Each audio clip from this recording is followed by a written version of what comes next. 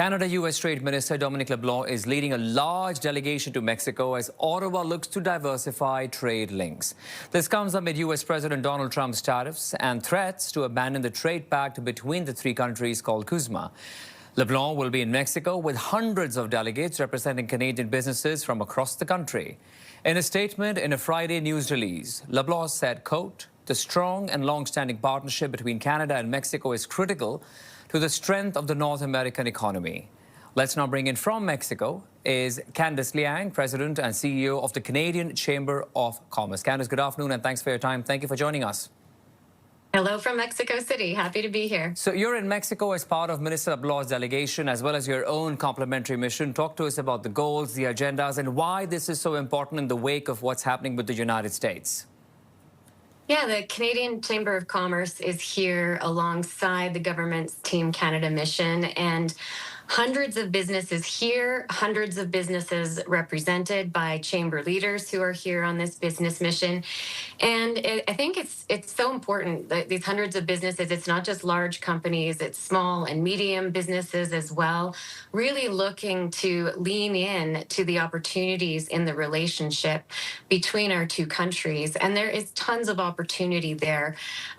But also, as Canada looks to just diversify its trade right now, this mission, the largest in decades, we believe, is really building on the discussion and agreement between our leaders, Sheinbaum and Carney, from last September, and brings some momentum to the Canada-Mexico Action Plan and strategic partnership by really leaning into trade promotion and supporting businesses in learning what the opportunities are. Let's talk about the fact that we are right now, while in Mexico, trying to bypass the United States. We know that the future of CUSMA is a little uncertain because of how Donald Trump has been talking about CUSMA. Recently, he said it's irrelevant, according to him. So talk to us about how Canada and Mexico can work together, because these two nations are committed to CUSMA. Yes, committed to CUSMA, but if you look back, we probably haven't leveraged it enough, and we've been underinvested in our own bilateral relationship. So if you think of, for a simple analogy, the CUSMA agreement, it looks more like Mickey Mouse ears with Canada and Mexico attached separately to the trade with the U.S., but not as much overlapping with each other. And so if you can follow that visual, that's where we want to get to, is much more trade with each other that actually leverages the work we've put into the trilateral agreement, but leveraging that in a bilateral way, which helps Canada both diversify its trade as we look to what we hope is a successful review of CUSMA.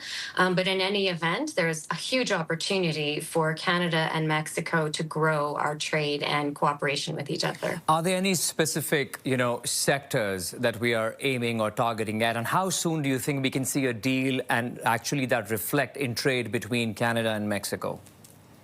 Yeah, absolutely. So, I mean, it's hard to believe only 1.1% of Canada's exports currently go to Mexico. So what that means is there's a ton of opportunity.